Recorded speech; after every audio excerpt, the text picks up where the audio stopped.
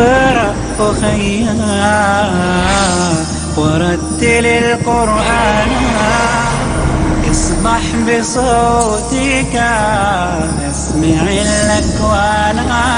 اقرأ كلام الله داوي نفوسنا لنحس في أعماقنا الإيمان. من فؤاد كالحجارة قسوة فإذا وعى القرآن حينا. الذين يتخذون الكافرين اولیاء من دون المؤمنین، وہ لوگ کہ جو اہل ایمان کو چھوڑ کر کافروں سے دوستیاں کاٹتے ہیں، تو وہ بھی عزت والے ہیں، پیسے والے ہیں، سردار ہیں، تو ہمیں بھی کچھ عزت نصیب ہوگی. فإن العزة للہ جميعا، عزت تو کل کی کل اللہ کے لیے. ایک اور معاملہ جو ان کا تھا منافقین کا، کہ جب اپنے کافر یا اہل کتاب یہودی ان کے مجلسوں میں بیٹھے ہوتے تھے اور وہاں وہ لوگ مذاق اڑا رہے ہیں، قرآن کا مذاق اڑا رہے ہیں، حضور کا صلی اللہ علیہ وسلم، تو بجائے اس کے کہ غیرت ایمانی کی وجہ سے وہ وہاں سے اٹھ کر چل دے، کم سے کم اول تو یہ کہ انہیں روکنا چاہیے. الا الذین تابوا واصلحوا، سوائے ان کے جو توبہ کریں اور اصلاح کر لیں. توبہ یعنی زبانی توبہ نہیں ہے. حقوق اللہ کے ذمن میں توبہ کیا ہے؟ 3 شرطیں پوری ہوں. حقیقی پشیمانی ہو کہ یہ میں غلط کام کرتا رہا، مجھے نہیں کرنا چاہیے. نمبر 2 عزم مصمم ہو کہ اب دوبارہ یہ کام نہیں کروں. اور نمبر 3 یقیناً اس کو ترک کر دے، اگرچہ ہو سکتا ہے کچھ عرصے کے بعد پھر اس سے اس کا انتقام ہو جائے، تو پھر توبہ کرے. اللہ تعالیٰ نے توبہ کا دروازہ کھلا رکھا، معلوم یغرغر، جب تک کہ موت کے آثار شروع نہ ہو جائیں اور گھنگرو جسے ہم کہتے ہیں بولنا نہ لگے، اس وقت تک جو ہے توبہ کا دروازہ کھلا.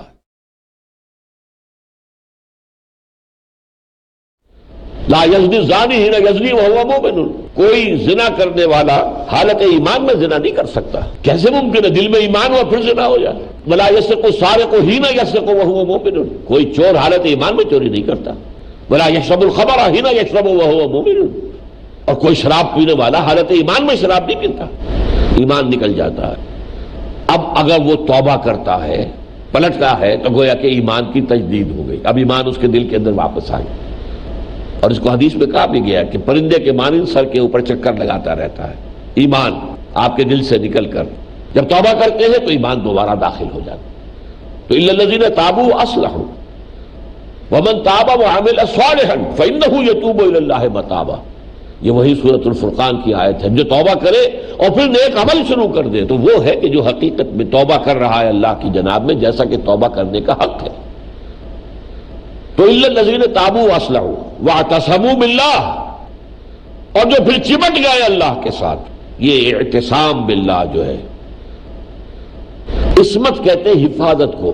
عورت کی عصمت جو ہے وہ اپنی نسوانی جو بھی اس کی ہے اس کی حفاظت کرنا، جو اپنے جیسے قرآن مجید میں آتا ہے اپنے شرمگاہوں کی حفاظت کرنا، تو عصمت جو ہے. اور اعتصام باب افتعال آ گیا، کہیں سے حفاظت حاصل کرنا، اپنی حفاظت کے لیے کسی سے چمٹ جانا.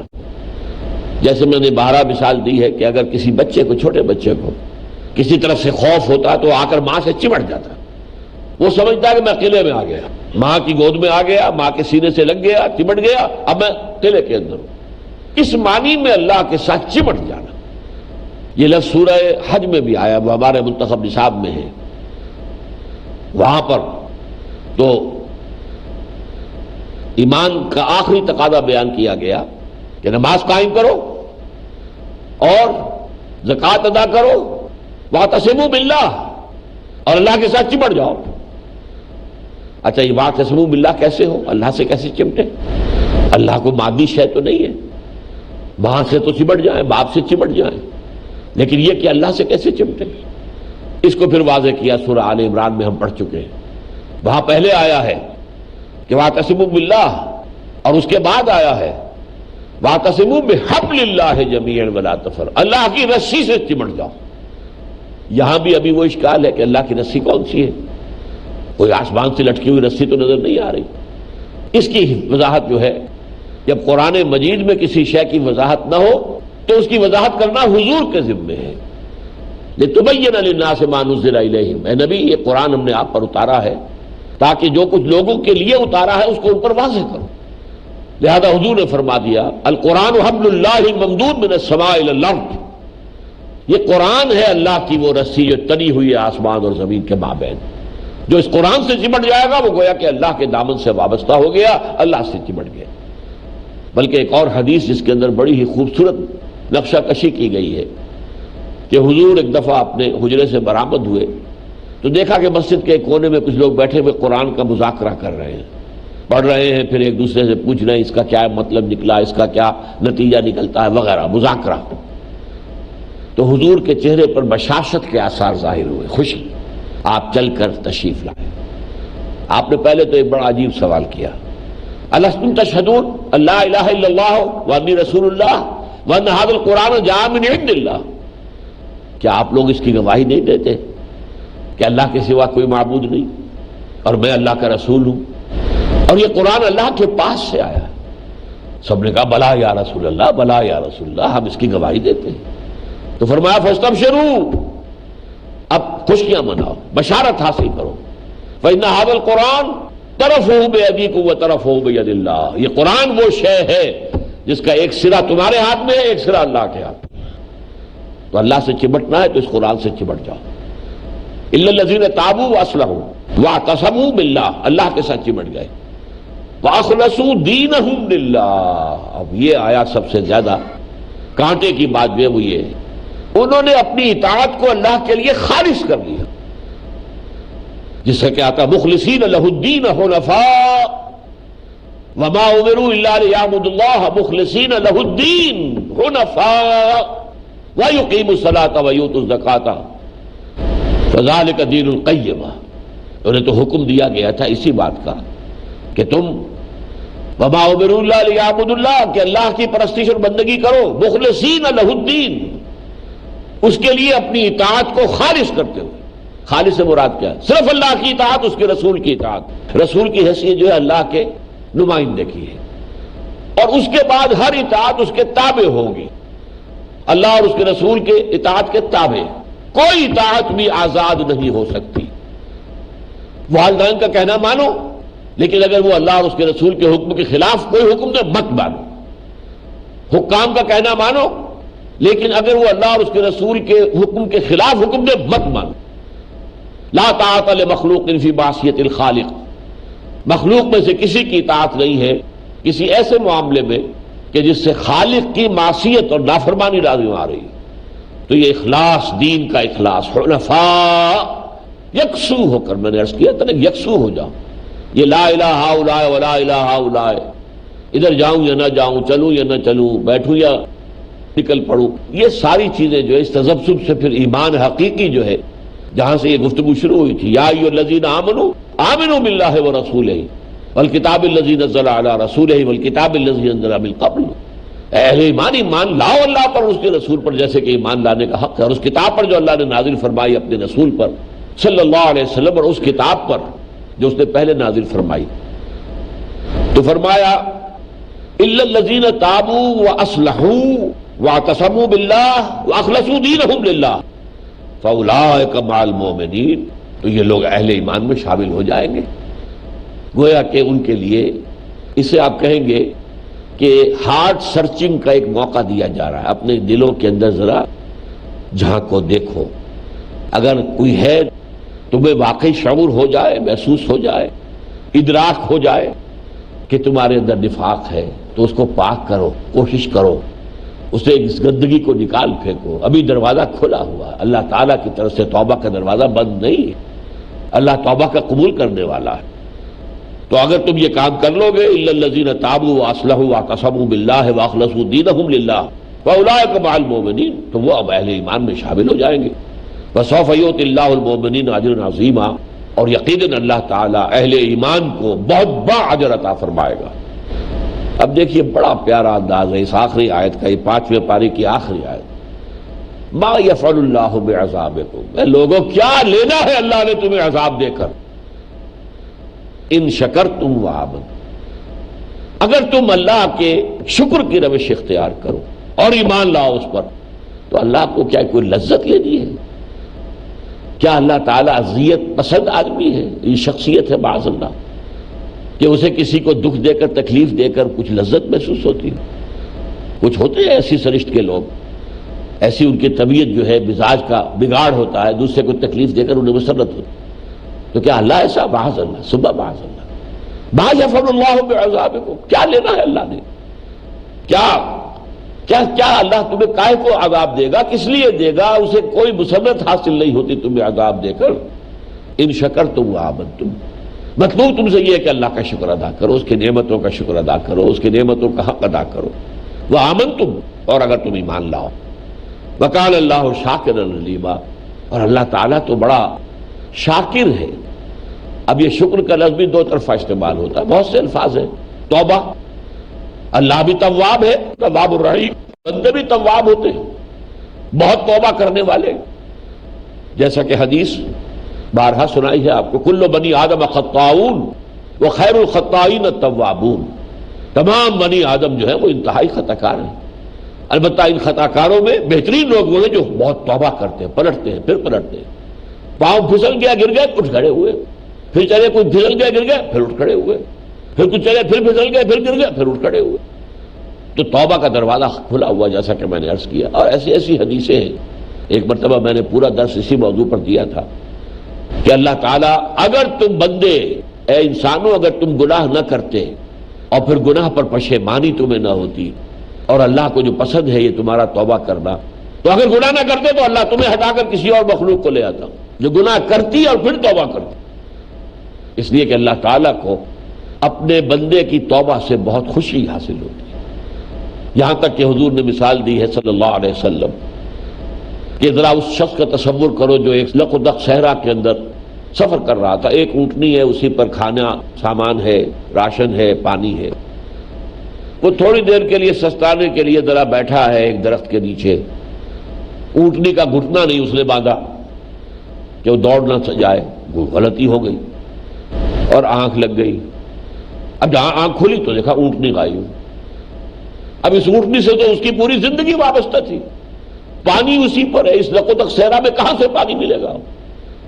اور اس اونٹنی کے اوپر کھانا تھا، وہ دوڑتا ہے ادھر ادھر، شمال مغرب، جو کہیں اونٹنی نظر نہیں آتی تو بیٹھ جاتا ہے اور موت کے انتظار میں۔ کیا بھاگ دوڑ کرنے سے کیا فائدہ؟ چلو بیٹھو۔ اچانک دیکھتا کہ اونٹنی تو کھڑی ہے، تو اس قدر خوشی اسے ہوتی ہے کہ وہ یہ کہتا ہے، کہنا تو چاہتا ہے کہ اللہ تو میرا رب ہے، میں تیرا بندہ ہوں، کہہ یہ بیٹھتا ہے اللہ میں تیرا رب ہوں تو میرا بندہ ہے۔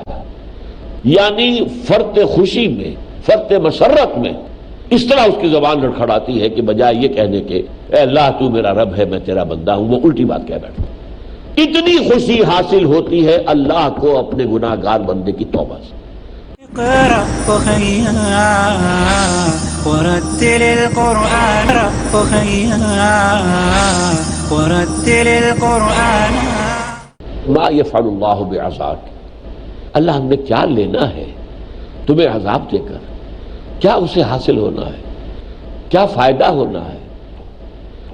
کیا کوئی مسرت اور خوشی حاصل ہونی ہے؟ معاذ اللہ۔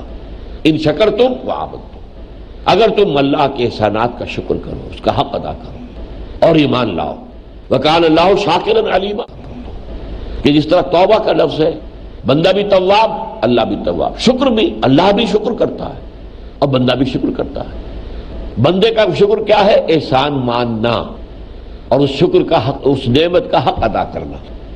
امام راغب اصفہانی رحمۃ اللہ علیہ نے شکر کے 3 درجے بیان کیے۔ شکر بالقلب، دل میں احساس ہو کہ میرے پر بڑا احسان ہوا، اللہ نے بڑا کرم کیا۔ پھر شکر باللسان، زبان سے اے اللہ تیرا شکر ہے، اے اللہ تیرا شکر ہے، اے اللہ تیرا شکر ہے۔ پھر شکر بالجوارح، اس انعام کا حق ادا کرنا اپنے عمل کے ذریعے سے، اپنے اعضاء و جوارح کے ذریعے سے، تو یہ شکر ہے۔ اور اللہ کی طرف سے شکر کیا ہے؟ بندے کی جو بھی اس کی طرف سے محنت ہو رہی ہے اس کی قدر افزائی کرنا، قدر دانی کرنا۔ اللہ بندے نے شکر کیا، اللہ نے قدر افزائی فرمائی، یہ اللہ کا شکر ہے۔ وَكَانَ اللَّهُ شَاكِرًا عَلِيمًا، اللہ تعالیٰ شکر کرنے والا، شاکر، قدر دان اور بہت علم رکھنے والا ہے۔ لا يحب اللہ الجہر بالسوء من القول الا من ظلم۔ اب یہ آیت آ گئی ہے اسی طرح کی جس کو میں کہتا ہوں برزخی آیت، اس کا تعلق اس بحث سے بھی ہے، منافقین والی سے، اور اس کے بعد جو ہے اس کی ایک اپنی جگہ پر ایک مستقل اہمیت ہے. جیسے کہ اس سے پہلے ہم نے دیکھا کہ اے مسلمانوں اذا حییتم بتحیۃ، تو اگر تمہیں کوئی سلام کرے، کوئی دعا دے تو تم لوٹاؤ اس کو، بلکہ بہتر سلام کرو، بہتر دعا دو، کم سے کم اسے لوٹا تو دو. یہ ہمارے آداب مجلسی میں سے ہے. اسی طریقے سے جو اور چیزیں آئی ہیں، شفاعت حسنہ، من یشفع شفاعۃ حسنۃ، اگر کوئی اچھی سفارش کرتا ہے تو وہ اس کے اندر اس کو بھی اجر ملے گا. اور اگر کسی نے بری سفارش کی، کسی منافق کا پشت پناہ بن کر کھڑا ہو گیا، تو پھر اس کو اس منافقت کے اندر سے حصہ مل جائے گا. یہ آیات اپنی جگہ بھی مستقل طور پر ہدایات ہے، لیکن یہ کہ جس بحث میں آ رہی ہے، جس سلسلے میں آ رہی ہے، وہ منافقت کی بحث تھی، لہذا اس رخ سے خاص طور پر اس کا ایک مفہوم معین ہوتا ہے سیاق و سباق کے اعتبار سے. اب یہ آیت جو ہے اپنی جگہ پر ایک بڑی مستقل ہدایت ہے. لا یحب اللہ الجہر بالسوء الا من ظلم، اللہ کو ہرگز پسند نہیں ہے بد زبانی کرنا یا بلند آواز سے بری بات کو کہنا، الا من ظلم، سوائے اس کے کہ جس پر ظلم ہوا. بد زبانی گالم گلوچ بھی ہوگی، بد زبانی کھلم کھلا بد دعا بھی ہوگی. آدمی جو ہے یہ چیزیں اللہ کو پسند نہیں ہے. لا یحب اللہ الجہر بالسوء من القول، کوئی بات زبان سے نکلے ہو برائی والی اور اس کو بلند آواز سے کہا جائے، یہ اللہ کو پسند نہیں. الا من ظلم، ہاں سوائے اس کے جس پر ظلم کیا گیا، جس کا دل زخمی ہو گیا. اس زخمی دل سے اگر کوئی آہ نکلی ہے اور اس آہ کے اندر کہیں بے احتیاطی بھی ہو گئی ہے تو اللہ معاف فرمانے والا ہے. وَكَانَ اللَّهُ سَمِيعًا عَلِيمًا، اور یقیناً اللہ تعالیٰ سب کچھ سننے والا ہے، سب کچھ جاننے والا ہے. تو اپنی جگہ پر یہ ایک مجلسی معاشرتی اصول ہے جو اس آیت میں آیا ہے، خود اپنی جگہ مکمل مضمون ہے، لیکن سیاق و سباق میں لائیے. سیاق کیا چلا آ رہا تھا؟ سباق، کہ اہل نفاق جو ہے ان کے لیے بھی کہا گیا باز آ جاؤ، اب بھی باز آ جاؤ، اب بھی توبہ کر لو.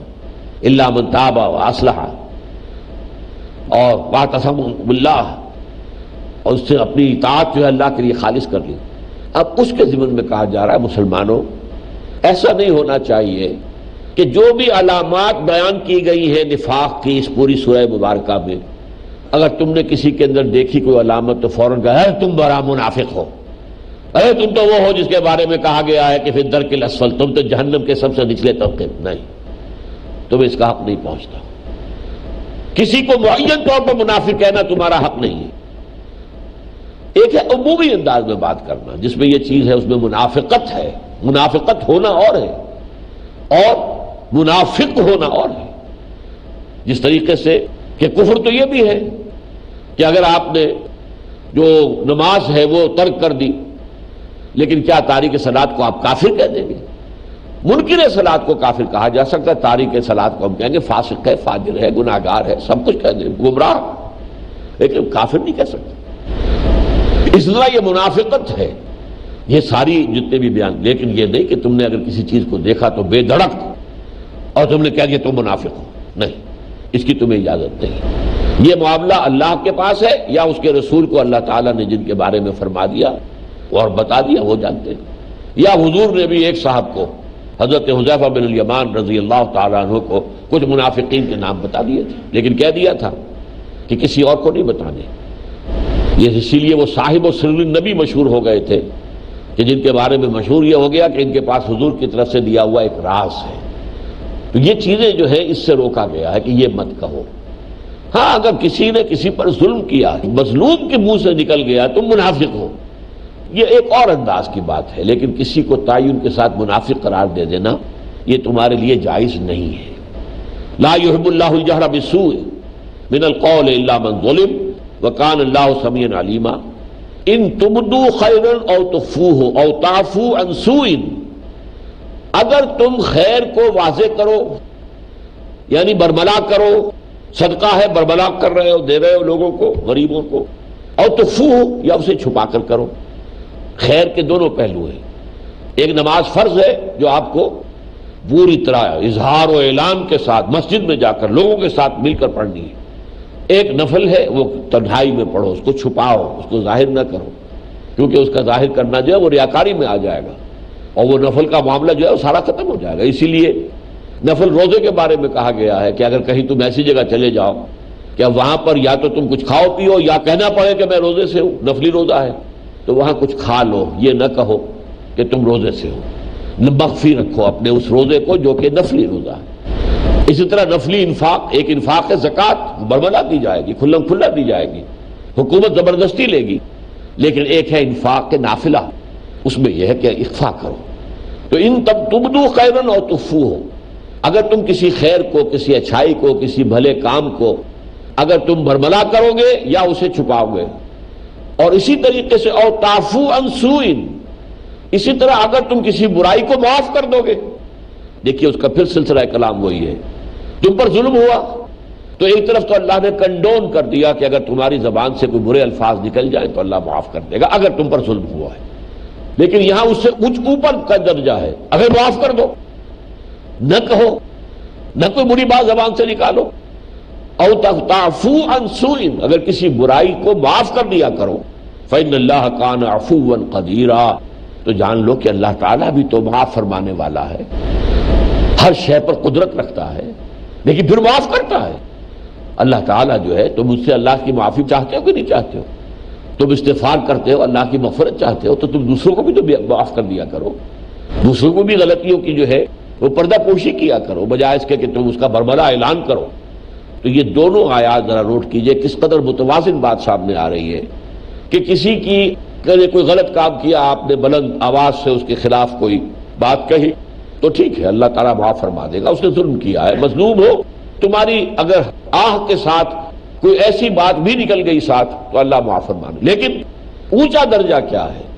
اگر تم معاف کر دو، او تعفو عن سوء، اگر برائی سے عفو کا معاملہ کیا کرو، فإن اللہ کان عفوا قدیرا، تو اللہ تعالیٰ بھی تو معاف فرمانے والا اور ہر چیز پر قادر ہے، وہ جب چاہے کوئی شخص کوئی برا کلمہ نکالے اللہ تعالیٰ کے بارے میں، اللہ کے رسول کے بارے میں، اللہ چاہے اسی وقت اس کی زبان کھینچ دے، اللہ کو اختیار حاصل ہے، اللہ رسید راز کرتا ہے، توبہ کا موقع دیتا ہے، باز آ جاؤ، اب بھی اصلاح کر لو، اب بھی درست ہو جاؤ، اب بھی واپس آ جاؤ، ہم تمہیں جو ہے قبول کریں گے، تمہارا بڑھ کر استقبال کریں گے، تو آؤ تو صحیح۔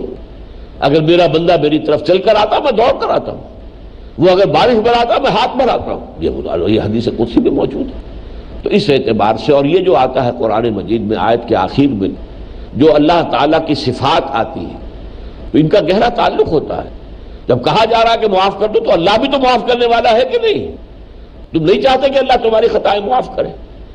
یہ بات بہت خوبصورت انداز میں سورہ نور میں آئی ہے، جہاں ذکر ہے ایک ایسے شخص کا کہ جس نے حضرت عائشہ رضی اللہ تعالیٰ عنہ پر تہمت میں حصہ لیا تھا، اور وہ حضرت ابوبکر کا عزیز تھا، بہت غریب آدمی تھا، حضرت ابوبکر اس کی مدد کیا کرتے تھے، لیکن جب اس نے اس معاملے میں حضرت عائشہ پر تہمت میں حصہ لیا تو حضرت ابوبکر نے قسم کھا لی اب میں اس کی مدد نہیں کروں گا، اس خبیث کی جس نے یہ کام کیا۔ اللہ نے کہا نہیں، لا یأتل اولو الفضل منکم، کوئی تم میں سے جو فضل والا جسے اللہ نے دولت زیادہ دی وہ قسم نہ کھائے۔ کیا تم یہ نہیں چاہتے؟ الا تحبون ان یغفر اللہ لکم، کیا تم یہ نہیں پسند کرتے کہ اللہ تمہیں معاف کرے؟ تو تم بھی معاف کیا کرو۔ یہ وہاں بہت خوبصورت انداز میں آیا ہے، تو اس پر حضرت ابوبکر نے فوراً کہا اے اللہ میں توبہ کرتا ہوں، میں نے اسے معاف کیا اور میں اس کی جو مدد کرتا تھا وہ جاری رکھوں۔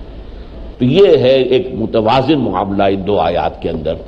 اقرأ ورتل القرآن نحمده ونصلي على رسوله الكريم، اما بعد فقد قال الله تبارك وتعالى كما ورد في سورة النساء: اعوذ باللہ من الشیطان الرجیم، بسم اللہ الرحمن الرحیم۔ ان الذین یکفرون باللہ ورسلہ ویریدون ان یفرقوا بین اللہ ورسلہ ویقولون نؤمن ببعض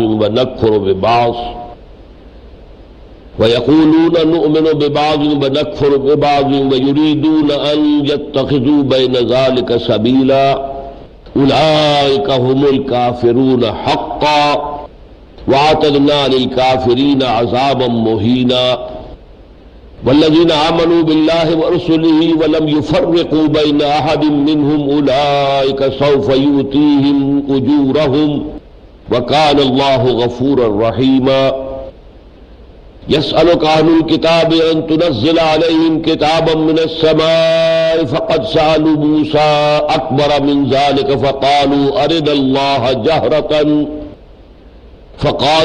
الله جهرة فأخذتهم الصاعقة بظلمهم ثم اتخذوا العجل من بعد ما جاءتهم البينات فعفونا عن ذلك وآتينا موسى سلطانا مبينا ورفعنا فوقهم الطور بميثاقهم وقلنا لهم ادخلوا الباب سجدا وقلنا لهم لا تعدوا في السبت وأخذنا منهم ميثاقا غليظا فبما نقضهم ميثاقهم وكفرهم بآيات الله وقتلهم الأنبياء بغير حق وقولهم قلوبنا غلف بل طبع الله عليها بكفرهم فلا يؤمنون إلا قليلا رب اشرح لي صدری ویسر لی امری واحلل عقدۃ من لسانی یفقہوا قولی۔ ہمارا آج کا جو سبق ہے وہ دو حصوں پر مشتمل ہے، اگرچہ دونوں میں جو روح سخن ہے وہ منافقین ہی کی جانب ہے۔ بظاہر زیادہ گفتگو اہل کتاب کے بارے میں، یہود کے بارے میں ہو رہی ہے، لیکن یہ کہ اس کا بھی اندازہ آپ کو یہ ہونا چاہیے کہ اصل میں جو روح سخن ہے وہ منافقین کی جانب ہے، اس لیے کہ منافقین جو تھے مدینے کے وہ اہل کتاب اور خاص طور پر ان کے جو علماء تھے ان کے ساتھ بڑا گہرا ربط و ضبط رکھتے تھے، ان کے سرداروں سے میل جول رکھتے تھے، اور ان پر جو قرآن مجید نے تنقید کی اہل کتاب پر، یہودیوں پر، نصارہ پر، وہ شاخ گزرتی تھی، اور وہ یہ کہتے تھے کہ بھائی اگر یہ اللہ کو تو مانتے ہیں، اس کے ساتھ شرک نہیں کرتے، تو ظاہر بات ہے کہ پھر ان کا معاملہ تو کافروں سے اور مشرکوں سے تو علیحدہ ہونا چاہیے۔ مزید برآں اگر یہ حضور کو نہیں مانتے، محمد کو نہیں مانتے صلی اللہ علیہ وسلم، ایک رسول کو نہیں مانتے، باقی تو بے شمار رسولوں کو مانتے ہیں۔ یہ حضرت موسیٰ کے امتی ہیں، حضرت موسیٰ کو کتاب دی گئی، قرآن خود مانتا ہے، اللہ نے کتاب عطا فرمائی تورات حضرت موسیٰ کو، اس سے پہلے کے انبیاء کو سب یہ مانتے ہیں، حضرت یوسف کو مانتے ہیں، پھر حضرت یعقوب کو، حضرت اسحاق کو، حضرت اسماعیل کو بھی، اور حضرت ابراہیم کو، ان سب کو مانتے ہیں، نوح کو مانتے ہیں۔ لہذا ہمارا معاملہ جو ہے ان کے بارے میں نرم ہونا چاہیے، اس قدر سختی کے ساتھ ان کے اوپر تنقید اور ان کو علیحدہ قرار دینا اور مسلمانوں سے جداگانہ ان کا تشخص قائم کرنا اور مسلمانوں کو ان سے میل جول میں، ان سے جو ہے روابط رکھنے میں، ان سے محبت میں، مواخات میں منع کرنا کہ ایسا کام نہ کرو، تو یہ ان کے نزدیک بڑی زیادتی والی بات۔ یہ ہے پس منظر ان آیات کا جو آج ہم پڑھنے لگے۔ لیکن اس میں یہ کہ دو حصے ہیں۔ پہلا حصہ جو ہے وہ ایک بہت اہم ہے اصولی اعتبار سے۔ یہ مضمون جو ہے اگرچہ جو سلسلہ کلام ہے، جو سیاق و سباق ہے، اس میں تو اس کا ایک خاص مفہوم متعین ہوتا ہے جو میں بعد میں بیان کروں گا، لیکن جیسا کہ میں نے بارہا عرض کیا ہے کہ ایک ہوتا ہے تعویل عام کا معاملہ، کہ جو الفاظ ہیں آیات کے ان پر توجہ مرکوز ہو جائے کہ اس سے قطع تعلق ہے یہ کس سیاق و سباق میں آ رہے ہیں، اس سے قطع تعلق ان کا پس منظر تاریخی اعتبار سے کیا ہے، کن حالات میں یہ آیات نازل ہوئی، اس سے ہٹ کر عمومی جو تعبیر ہے تعویل العام، اس کے لیے ہم سوچیں کہ آیات کے الفاظ پر توجہ مرکوز کریں، ان کی باہمی ربط و تعلق پر توجہ مرکوز کریں، اور ایک ہوتا ہے تعویل خاص، اس خاص پس منظر میں رکھ کر جن میں کہ وہ نازل ہوئی آیات، تو اس کے اعتبار سے ان کا کیا مفہوم متعین ہوتا ہے۔ تو ایک اعتبار سے تو یہ ہے کہ پہلے ہر آیت کا حتی الامکان جو تعویل خاص ہے اس کو سمجھنا چاہیے، اس لیے کہ جس وقت وہ آیت نازل ہوئی صحابہ کرام نے کیا مطلب سمجھا، یہ اہم ترین بات ہے۔ وہی تو چیز تھی کہ جس نے انہیں موٹیویٹ کیا ہے، جس نے ان کے اندر آگ بھر دی، جس کے نتیجے میں کہ انہوں نے تن من دھن ہر چیز اللہ کی راہ میں قربان کر دی۔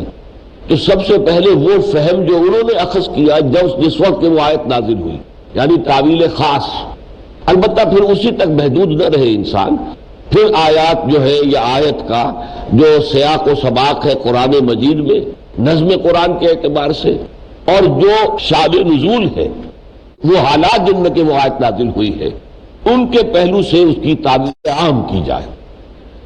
تو میں اس وقت آپ کو یہ تو بتا چکا ہوں کہ ان میں اصل روح سکون یہود کی طرف ہے، اور ان کے بارے میں جو منافقین کا قول تھا، منافق یہ کہتے تھے کہ کم سے کم یہ لوگ توحید تو ہے، بھائی حضور کو نہیں مانتے صلی اللہ علیہ وسلم، لا الہ الا اللہ کو تو مانتے ہیں نا، توحید پر تو قائم ہے، اور دوسرے یہ کہ حضور کو نہیں مانتے تب بھی بہت سے نبیوں کو اور رسولوں کو تو مانتے ہیں، قرآن کو نہیں مانتے تورات کو تو مانتے ہیں، لہذا ان کے ساتھ خصوصی معاملہ ہونا چاہیے، انہیں کافروں کے ساتھ ایک ہی صف میں کھڑے کر دینا کہ وہ کافر جو مشرکوں میں سے ہوئے اور وہ کافر جو اہل کتاب میں سے ہوئے، یہ گویا کہ ایک ہی صف میں کھڑے ہیں، جیسا کوئی آپ کے ذہن میں رات کی آیت آ بھی گئی ہوگی، یہ جو سورہ بینہ ہے قرآن مجید کی، لم یکن الذین کفروا من اہل الکتاب والمشرکین منفکین حتی تأتیہم البینہ، یقیناً وہ لوگ جنہوں نے کفر کیا خواہ وہ اہل کتاب سے تھے اور خواہ وہ مشرکین میں سے تھے،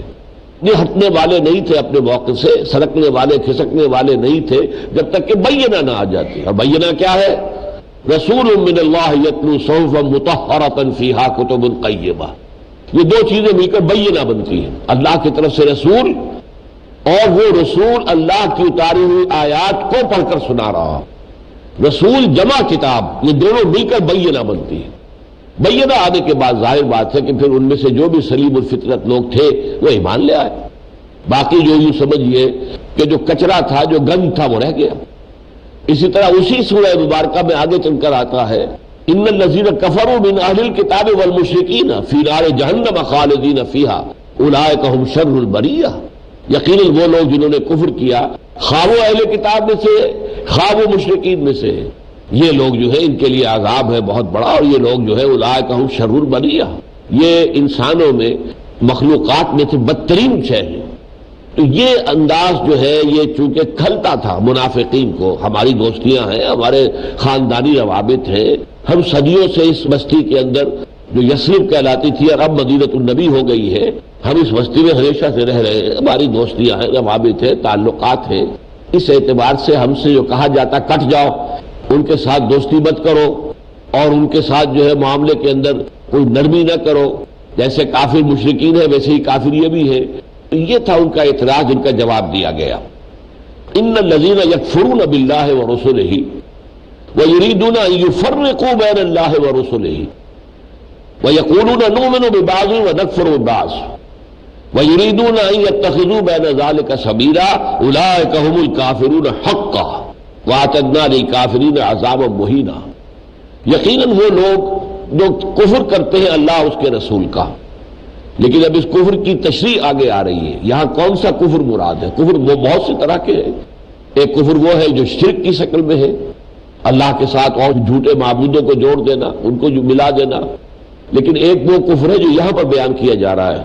یہود کے اندر شرک نہیں تھا، صرف ایک زمانے میں کچھ عرصے تک ان لوگوں کے ہاں عقیدہ رہا ہے کہ حضرت عزیر بھی اللہ کے بیٹے ہیں، جیسا عیسائیوں نے بعد میں حضرت عیسیٰ کے بارے میں کہا۔ تو چونکہ یہ میں آپ کو بتا چکا ہوں تاریخ بنی اسرائیل کے حوالے سے کہ ایک مرتبہ کی کلی تباہی اور بربادی کے بعد جو نبوکدنضر کے ہاتھوں ہوئی تھی، جس میں یروشلم میں 6 لاکھ یہودی قتل کیے گئے تھے، اور بقیہ 6 لاکھ کو وہ ہانکتا ہوا بھیڑ بکریوں کے ریوڑ کی طرح لے گیا تھا بیبیلونیا، بابل، آج کا جو عراق ہے، وہاں لے گیا تھا، اور وہاں 100 سال کے قریب وہ رہے کیپٹیوٹی میں، اسیری میں، بس جیسے کہ بھیڑوں بکریوں کے گلے ہوتے ہیں ان کے گر جو ہے خاردار مار لگا دی گئی، اس طرح سے وہ پڑے ہوئے تھے میدان کے اندر، اور وہ لوگ جو تھے کوئی کچھ جو تھی پہاڑی جگہ جو تھی ان کے اندر جو وادیاں تھیں ان میں ان کو چھوڑ دیا گیا، اور وادیوں کے دونوں کناروں پر پہرے لگا دیے گئے، تو اس طرح کی حالت رہی ہے ان پر۔ اس کے بعد جو ان کے اندر تبدیلی آئی وہ حضرت عزیر علیہ السلام کی دعوت توبہ، لوگوں توبہ کرو، رجوع کرو اللہ کی جناب میں، ایک توبہ عوامی سطح پر ہو، ہر شخص طے کرے کسی حرام شے سے میں کوئی تعلق نہیں رکھوں گا، اپنی معاش کو، اپنی معاشرت کو حرام چیزوں سے پاک کر دوں گا، ایک تو یہ توبہ ہوگی، اور ایک توبہ ہوگی حکومت اور دستور کی سطح پر کہ جو دستور کے اندر اسلامی دفعات ہے موجود، مکمل اسلام موجود ہے، لیکن ساتھ ہی ایسے چور دروازے رکھ دیے گئے ہیں کہ وہ جو اسلامی دفعات ہیں وہ مؤثر نہیں ہیں، ان کی وجہ سے اسلامی جو رول ہے ریاست کا وہ آگے نہیں بڑھتا، ادا نہیں ہوتا۔ اس اعتبار سے توبہ کا میں پرچار کر رہا ہوں آج تو یہی بات تھی ایک لفظ میں حضرت عزیر علیہ السلام کی، توبہ کرو، توبہ کرو، پلٹو، ریپینٹ ریپینٹ ریپینٹ۔ انگریزی اناجیل کے اندر لفظ کیا آتا ہے؟ ریپینٹ۔